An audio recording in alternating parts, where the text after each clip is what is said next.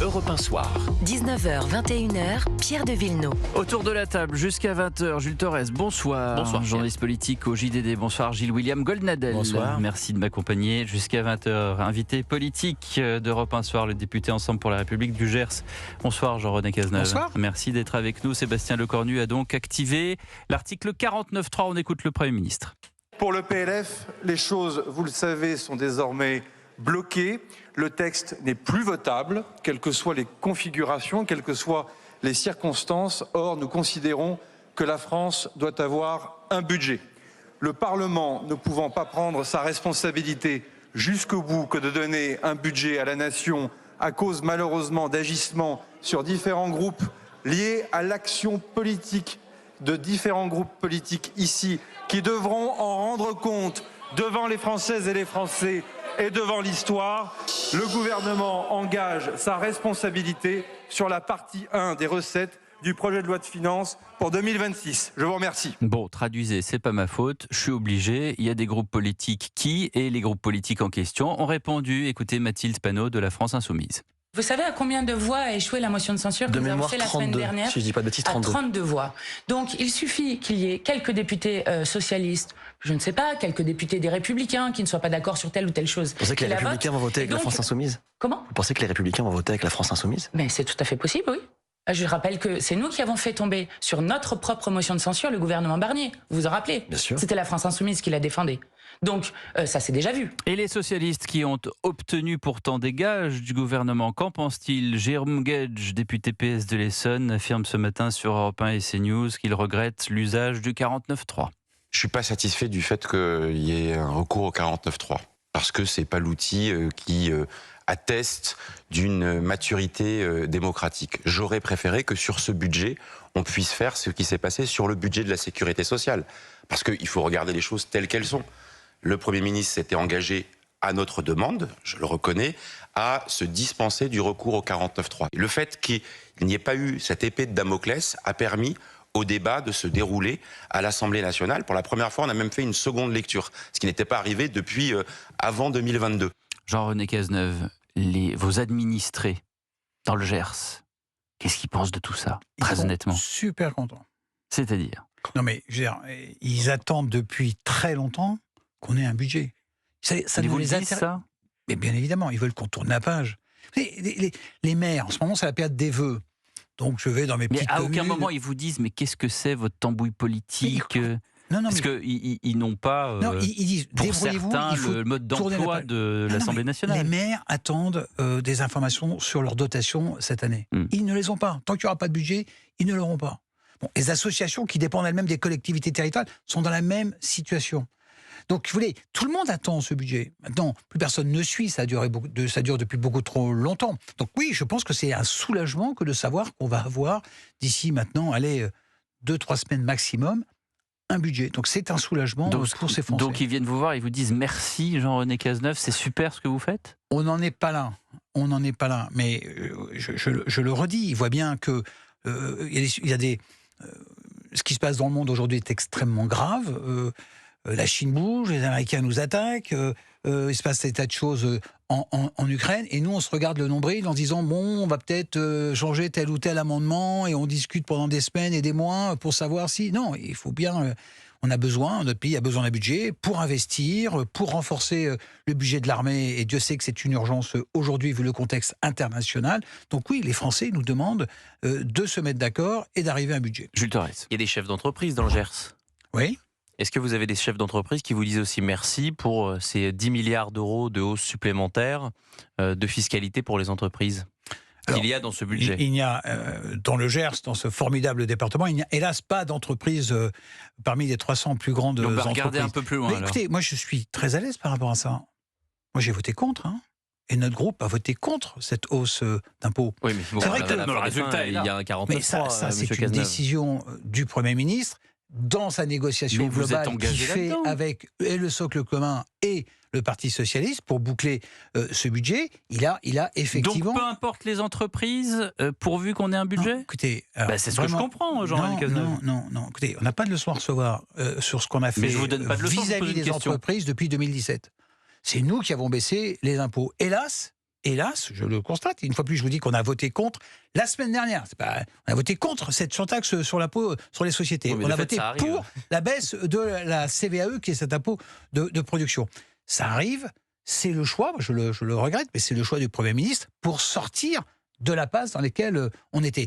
Là, on est encore sur le résultat de la dissolution et du fait qu'il n'y a pas de majorité dans cet hémicycle. Mais ça, tout le monde a compris. Ceux qui ne s'intéressent pas à la politique. Vous n'avez pas l'impression que la parole politique, elle vaut plus rien ?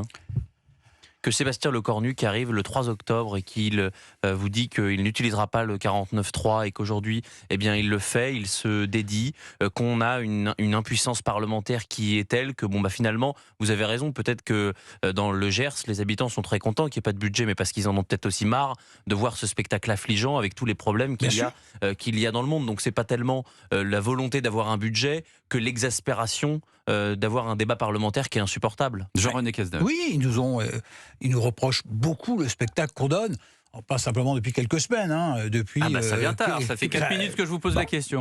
Le spectacle qu'on donne depuis maintenant quelques années. Et d'où est intérêt? Si vous posez la question, vous répondez. Elle reproche beaucoup à la France Insoumise.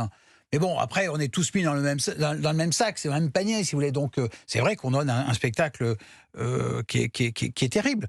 Donc, est-ce qu'il faut arrêter ce spectacle, arrêter ce débat qui en est plus un, parce qu'on a déjà fait une première lecture, il y a eu plus de 100 heures de débat, donc le débat est toujours utile en démocratie, c'est toujours utile que chacun répète. Il y a une suite avec les motions de censure qui vont être examinées. Oui, il y aura une motion de censure, il y en aura une première effectivement à la fin de la semaine, il y en aura une seconde sur la deuxième partie début de semaine prochaine, et il y en aura une troisième. Et alors, même pas peur? Non, je crois que... Il y en aura deux à chaque fois, il y en a 6 au total. Non. Il y en aura celle de LFI et celle du RN. Et celle de LFI. Oui, bien sûr, mais on en vote... Oui, bien sûr, vous avez raison. Non, mais c'est chacun de son côté. Oui. Celles du RN ne sont jamais votées par les autres. Seules celles de la France Insoumise ont une petite chance. Je pense qu'elles ne passeront pas, parce que les députés entendent la même chose que moi. Oui, les députés, c'est-à-dire lesquels? L'ensemble des députés entendent qu'il faut sortir de cette crise politique et adresser les vrais problèmes des Français et aider les Français aujourd'hui sur les problèmes de pouvoir d'achat, sur les problèmes d'investissement. Oui. Gilles William, parlez dans le micro. Mais monsieur le député, cette crise politique, elle est née de la décision de dissoudre l'Assemblée nationale. Vous n'en voulez pas, celui qui a pris cette décision? Mais moi, je respecte le vote des Français. Et les Français, suite à cette dissolution, ont effectivement décidé d'envoyer à l'Assemblée nationale 11 groupes politiques sans majorité. On les a un peu aidés. Débrouillez-vous. On les a un peu aidés. Débrouillez-vous. Jean-René Cazeneuve. On est en train de se débrouiller. Quand des députés ou des candidats Horizon ou Renaissance se retirent pour des candidats à la France Insoumise, on les a un petit peu aidés, les Français, à voter en retirant des candidats pour d'autres candidats avec lesquels vous n'avez aucune convergence. Et que vous combattez aujourd'hui. Que vous venez de mettre en cause. Écoutez, au premier tour, le danger, c'était la France Insoumise. Au second tour, le danger, c'était le Rassemblement National. Excusez-moi, j'assume le fait d'appartenir à un groupe au centre du jeu politique et qui lutte de la même manière contre ces deux extrêmes. Et on va en parler justement dans un instant avec Jean-René Cazeneuve, 19h27. Restez bien avec nous dans Europe 1 Soir. À tout de suite. Europe 1 Soir. 19h, 21h, Pierre de Villeneuve. Toujours en compagnie de Jules Torres et Gilles William Goldnadel avec notre invité, le député Ensemble pour la République du Gers, Jean-René Cazeneuve. Maël vient de le dire, Donald Trump est attendu pour une conférence de presse alors qu'il était en route pour Davos. Et avant de partir, alors qu'Emmanuel Macron avait dit que non, au nom de la France, il n'intégrerait pas le Conseil de la paix de Donald Trump, une sorte de de consortium qui ressemble plus ou moins à l'ONU, mais en tout cas où Donald Trump est le chef de cette confédération, de ce conseil plutôt international, où il faut payer $1 milliard pour entrer. Eh bien, là où Emmanuel Macron lui dit non, je ne viendrai pas, voilà ce que répond Donald Trump sur le tarmac de l'aéroport avant de prendre l'avion. Est-ce qu'il a vraiment dit ça? Personne ne veut de lui. D'ailleurs, il va bientôt quitter le pouvoir. Mais c'est pas grave. S'ils deviennent hostiles, je leur mets une surtaxe douanière de 200% sur ses vins et son champagne. Et là, il adhérera. Mais il n'a pas vraiment besoin d'adhérer. Et s'il a vraiment dit ça, enfin, je ne suis pas sûr qu'il l'ait dit comme vous me le présentez. Mais il aura quitté le pouvoir dans quelques mois. Réponse d'Emmanuel Macron. J'assume tout ce que je fais. J'ai pour habitude d'être cohérent entre ce que je dis à l'extérieur et ce que je fais de manière privée. Voilà. C'était peut-être un manque de courtoisie envers vous. Je vous laisse qualifier la chose. Mais vous discutez avec Trump ici encore, cette semaine? Non, puisque je crois comprendre qu'il arrive ce soir ou demain, moi je pars ce soir. Mais comme je l'ai dit, je lui ai proposé, il y a une instance de coordination qui est pertinente et que la France préside cette année, qui est le G7. Et donc ça peut être une occasion. Mais après, je pense qu'il faut, nous, être extrêmement calmes et rester là où nous sommes. Et en particulier, sur l'agenda économique, continuer d'avancer pour plus de croissance en Europe, défendre nos intérêts quand les règles ne sont pas respectées. Et puis être aux côtés de nos amis danois quand ils sont bousculés. Alors Emmanuel Macron qui réagissait aussi à l'affaire du SMS. L'affaire du SMS, c'est quoi? C'est que lui envoie un SMS en disant on pourrait peut-être faire la paix en Ukraine ensemble, je te propose un dîner à l'Elysée, on peut faire venir différentes nations, on peut faire un G7, etc. Qu'est-ce qu'il a fait Trump?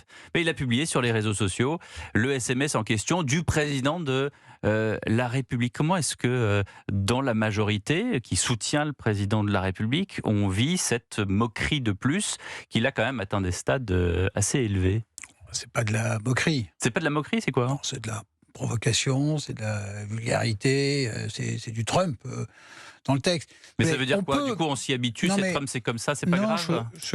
Si, c'est très grave. Vous savez, on peut ne pas aimer le président de la République, on peut aimer le président de la République, mais je crois là que les Français doivent se retrouver derrière le président de la République pour défendre l'intérêt supérieur de notre pays face à ce qui est une agression caractérisée de la part de Trump.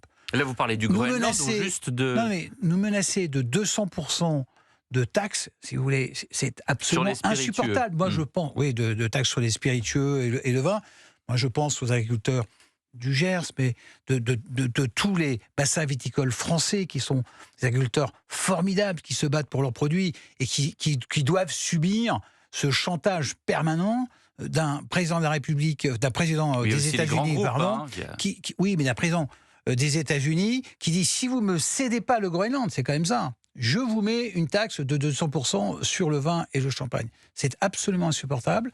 Je crois que la France doit se défendre. Le président de la République a raison de hausser le ton. Ça doit être fait au niveau européen parce que, hélas, nous sommes trop faibles pour lutter seuls contre les États-Unis. Des 200% de taxes qui, on l'a vu avec Trump, peuvent redescendre à 20% ou à 15%. Mais c'est trop, et pourquoi ? Ça s'est déjà vu par le passé. Mais c'est la méthode. C'est le fait de publier, pardonnez-moi, un SMS privé d'un président à un autre président pour que la terre entière puisse le voir. Comment est-ce qu'on le vit, ça? C'est quoi? C'est de l'humiliation? On est quand même au ras-motte, là. On est arrivé vraiment... Cette personne n'a aucun savoir-vivre, on dirait, c'est un peu vintage comme expression, mais si vous voulez... on a, pas plus que votre moustache, Jean-René. Mais elle est gasconne, ma moustache. Elle est identitaire, presque, de mes terres. Vous voyez non, vous affirmez. Donald Trump a aucune retenue. Il n'a aucune retenue, il n'a aucune limite. Donc, si vous voulez, si... mais pardonnez-moi, mais il s'en fiche. Non, mais tout ça se termine. Vous voyez ce que je veux dire, c'est que nous, on est indignés. Oui, en France, on dit c'est l'indignation, mais en réalité, Trump, il avance. Ah bon? Il fait quoi au Groenland? Il fera fait pas. un bras de fer en disant... Mais le Congrès américain va l'empêcher de faire ça. Oui, il joue beaucoup les mécaniques. Vraiment. On voit bien qu'il y a beaucoup de gens qui sont... À quel moment le Congrès va l'empêcher? Mais il y a même là, c'est une défaite de la pensée, parce que on a donc Donald Trump qui est dans un nouvel ordre mondial, on a compris, qui va bafouer un traité, le traité de l'Atlantique Nord, qui date de 1949, et on en espère... on en est à jurer que ce soit la Chambre des communes et le Sénat américain qui nous sauvent, nous, parce qu'on est incapable de faire preuve de force. C'est pas ce que je vous ai dit. Pierre, tout à l'heure, parlait des droits de douane. Je trouve que c'est le meilleur exemple. L'Union européenne et la France, nous nous sommes couchés il y a quelques mois, quand Donald Trump a parlé des premiers droits de douane. Il y a M. Lombard, qui était à l'époque ministre de l'économie, qui disait que c'était quasiment super d'être autour de 15 et 20%. Comment voulez-vous qu'on soit crédible quand on a des personnes qui ont accepté ce que Donald Trump nous a fait il y a 6 mois? Mais c'est pas ce que je vous ai dit. Je vous ai dit qu'il fallait que la France se retrouve derrière le président de la République qui résiste à Trump et que ça doit être fait au niveau européen parce que nous avons la puissance économique au niveau européen. Politiquement, c'est plus complexe, évidemment, mais c'est comme ça qu'il faut résister à Trump et aux États-Unis. Mais je disais que, en plus, en parallèle, moi j'ai confiance et je suis certain que le Congrès américain empêchera Donald Trump de faire quoi que ce soit. Gilles William Goldnadel, est-ce que vous allez... le Tartarin de Washington, si vous voulez. Hein, parce qu'il nous avait... je vois bien que beaucoup de gens sont impressionnés par Donald Trump. Enfin, il devait régler le problème à Gaza comme ça. Il devait régler le problème en Ukraine. Il devait... Vous minimisez? Il n'a pas réglé le problème en Ukraine, il devait faire ça en 24 heures. Il l'a fait, il l'a fait ou il l'a pas fait? Et à Gaza, qu'est-ce qu'il a fait? Les otages n'étaient pas libérés avant son arrivée il y a un an, jour pour jour. Gilles William Goldnadel. C'est même l'une des rares choses qu'il a réussi à faire, pour dire le vrai. Non, moi, d'abord, je trouve que M. Trump est un mégalomane, versatile. Le problème, c'est qu'on a en France quelqu'un qui n'est pas non plus conforme à tous les canons de la raison, hein, de mon point de vue. Déjà, je me permets de vous le dire. Et d'autre part, dans le rapport de force, il use du rapport de force à l'égard de l'Europe, mais il faut reconnaître que l'Europe ne lui a pas fait une démonstration extraordinaire de force s'agissant d'un continent, d'un empire continent qui n'est même pas capable de faire respecter ses propres frontières. Donc, or, Trump, c'est quelqu'un à qui on doit imposer justement une certaine crainte. Donc, malheureusement, ça tombe assez mal. Non, mais vous avez raison. Le fait de ne pas être suffisamment fort au niveau européen, de ne pas être capable de parler d'une seule voix, parce que les intérêts des pays peuvent être divergents, en particulier sur le commerce avec les États-Unis, c'est clair. Mais le salut passera par une Europe renforcée. Écoutons le ministre des Affaires étrangères, Jean-Noël Barrot, qui a pris la parole cet après-midi à l'Assemblée à propos du Groenland, justement. La France ne se soumet à aucun chantage et ne se soumettra jamais. Elle conçoit la souveraineté comme indivisible pour elle-même comme pour les nations du monde. Non à la remise en question de l'intégrité d'un territoire européen placé sous la protection de l'OTAN. Oui à la mise en œuvre du plan de paix présenté par le président des États-Unis que nous soutenons sans réserve, mais non à la création d'une organisation telle qu'elle a été présentée qui viendrait se substituer aux Nations Unies. Non enfin à la menace de droits de douane brandie comme un chantage pour obtenir des concessions injustifiables. La France soutient la suspension de l'accord commercial avec les États-Unis voulu par le Parlement européen. Et si la coercition devait se matérialiser, alors l'Europe en tirerait toutes les conséquences. Vous y étiez, Jean-René Cazeneuve, quand il a parlé? Oui. Parce que j'entends quand même beaucoup de brouhaha derrière. La question qui me vient tout de suite, là, dans l'oreille, c'est mais qui a écouté Jean-Noël Barrot, en fait? Est-ce qu'il est écouté encore, Jean-Noël Barrot, par vous autres, les députés, quand il fait cette allocution qui est d'importance, puisqu'il parle de la souveraineté française et européenne face aux menaces américaines? Ouais, quand vous vous adressez à l'Assemblée nationale, vous ne vous adressez pas qu'aux députés qui sont dans l'hémicycle, vous vous adressez à la France et vous adressez évidemment aux journalistes. Mais donc on devrait se taire. Pas du tout. Je crois qu'il est extrêmement clair. Je veux dire, là, c'est l'hémicycle, c'est pas la salle des 4 colonnes. Non, mais bien sûr, mais il s'adresse. Vous imaginez bien que les ambassadeurs écoutent ce qui se passe. C'est vraiment un moment officiel. Donc c'est une déclaration. Il n'y a pas plus officiel que faire une déclaration au sein de l'hémicycle. Oh, le fait que de Rouen, franchement, je ne sais pas ce qui s'est passé. Je peux vous dire que quand Trump parle, il n'y a personne qui mouve. Ah bon. Mais une fois de plus, c'est pas mon modèle. Mais j'ai pas dit que c'était bien. Mais je veux dire, ses méthodes, son interaction avec les... Un jour, il vous dit que Macron, c'est son super pote, il lui tape dans le dos, etc., etc. Et puis le lendemain, il dit pique-pendre. Bon, ça fait quand même plusieurs fois qu'il le moque, notamment à Sharm el-Sheikh. Il demandait aux Iraniens de descendre dans la rue, et les Iraniens, ils sont morts mitraillés. On ne peut pas dire qu'il ait fait beaucoup pour les Iraniens non plus. Non. Et donc moi, je trouve ça très intéressant parce que ça fait 10 minutes que Pierre de Villeneuve vous pose des questions sur Donald Trump. Vous nous avez fait un magnifique portrait du fait qu'il était complètement fou, qu'il ne respectait pas ses promesses, mais vous n'avez pas répondu à la question principale, c'est qu'est-ce qu'on fait face à quelqu'un dont rien ne semble pouvoir l'arrêter. On écoute Jean-Noël Barrot et on attend. Non mais la France a tout de suite, avec d'autres pays, envoyer des soldats au Groenland. On a envoyé 15 soldats. Ils sont rentrés, non, mais c'est pas pour les Allemands se battre avec les Américains. Un Hollandais. Vous avez bien compris que c'était pas pour se battre avec les Américains. C'était pourquoi ? C'est juste pour signifier que c'était un territoire européen et que les Américains ne pouvaient... Non mais les Américains ne peuvent pas attaquer un pays et risquer de tuer. Vous imaginez un peu ce qui se passerait si les Américains aujourd'hui attaquaient le Groenland. Mais certains de ces soldats sont rentrés de toute façon au pays, donc ils vont pas y rester en attendant un missile américain. Moi, j'ai pas prévu de me coucher. D'accord, face aux États-Unis. Et donc, je soutiendrai le président de la République et son ministre des Affaires étrangères par tous les moyens. Je vous ai dit, il faut à la fois une réponse européenne, à une provocation économique, il faudra probablement une réponse économique. Il faut, si les droits de douane augmentent sur les produits européens, mais on peut aussi le faire sur les services, parce que la balance est très déséquilibrée sur les services. Dans l'autre sens, c'est peut-être la réponse qu'il faudra faire. Je vous rappelle qu'on a fait une taxe GAFAM il y a quelques années. Peut-être qu'il faut jouer aussi sur ce levier pour faire reculer Donald Trump, qui souvent ne comprend que la force et que l'argent. Merci beaucoup Jean-René Cazeneuve d'avoir été avec nous sur Europe.